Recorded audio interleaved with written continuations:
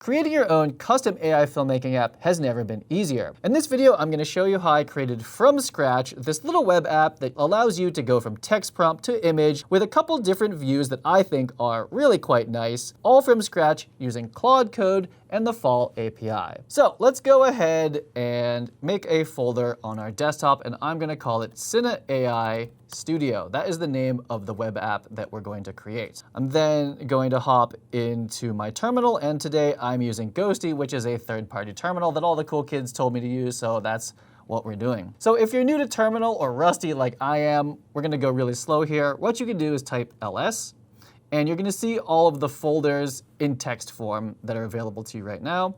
And I'm going to do CD for change directory, and we're going to go to desktop. ls again, these are all the folders on my desktop, and I'm going to change directories to AI Studio here. So I'm going to type clear to make this look a little bit nicer, and now we're going to actually start Claude by typing Claude. I'm going to craft this prompt with you in real time here.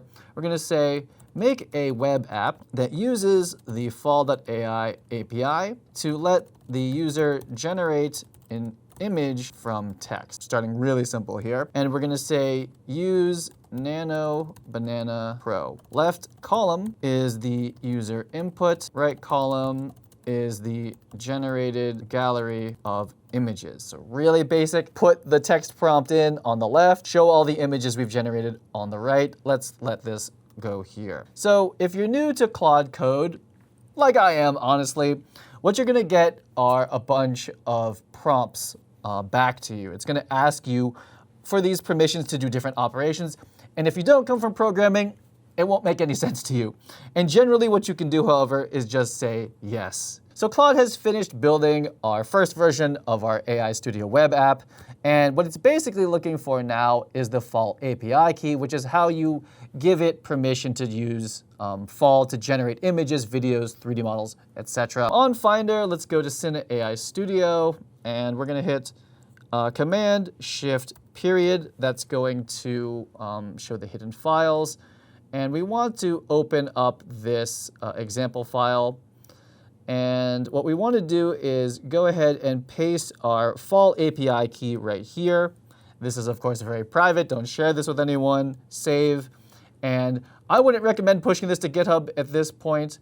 But even if you did, I believe this should have set up a git ignore, which will not upload your environment file. And it looks like our API key is found. Let's test it out. Let's go ahead and say start server and launch web page. So welcome to Cine AI Studio version 0000.1 or whatever. Pretty basic and kind of ugly to get started here, but let's give it a test. We're gonna say 50mm f1.3. I'm gonna change the aspect ratio to 16:9. Resolution will go to 1K, and we'll do the number of images at 4, which is typically how I work, and see what happens. So cool already is that we're getting a visualization that we have batched or requested for different outputs, for different images. And they even have this kind of like loading screen animation going on. And now our images are generated, and they're back from Fall, and we can see them on this little web page that we've created. What happens if I click them? It's going to go to a full screen view. We could download them from there. Not bad at all. Now, I don't know why we would want a clear button, but it's added it for us. So this is pretty impressive for Claude to be able to one-shot a web app like this. However, of course, the functionality is really basic, but what we can do is keep talking to Claude and asking for more functionality. In the gallery view, I want different size options: small, medium, and large. Small always shows 5 columns of images. Medium always shows 3 columns of images. Large always shows 1 column of images. And keep the height of the images the same and display them in their correct aspect ratio. So this isn't going to change like the functionality of the app, but it changes how we're going to be able to display the images in the gallery. So Claude has finished its mysterious work. Let's see how it did here.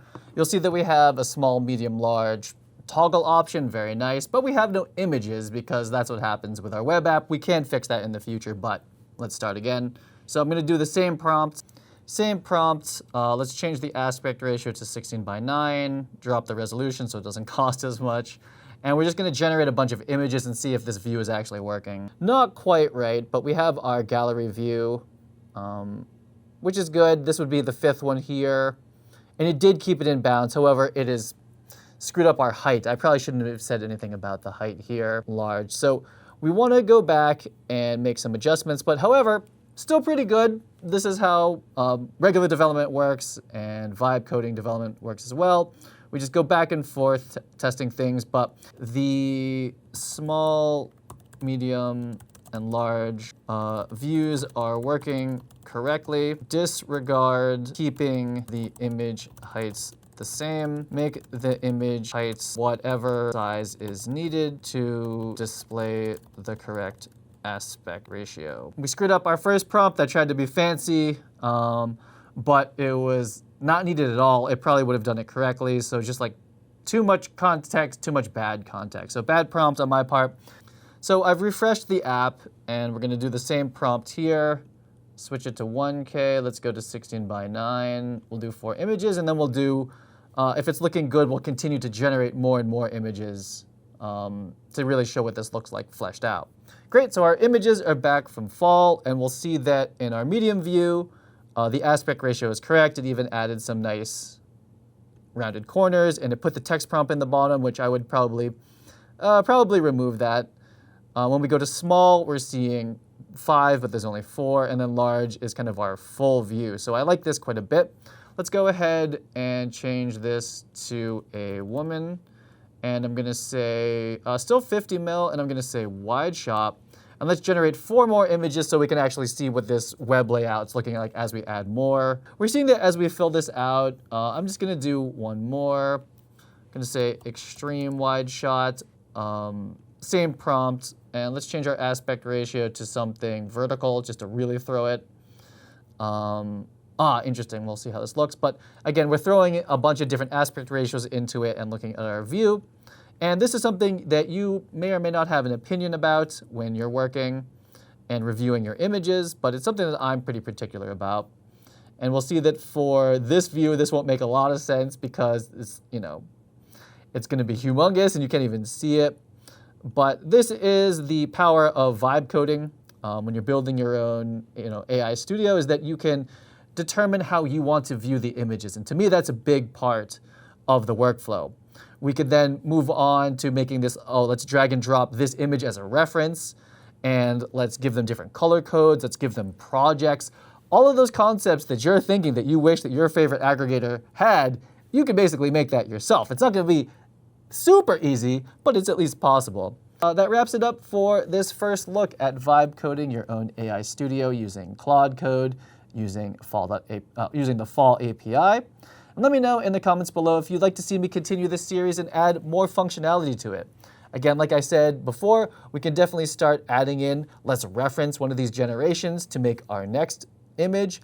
Let's take an image and generate a video from it. Let's make our own storyboarding platform with drag and drop. Really, the world is quite accessible now with vibe coding. And especially if you have a little bit of a web development background, you can do some amazing stuff with Claude Code and the Fall API. I'll see you on the next video.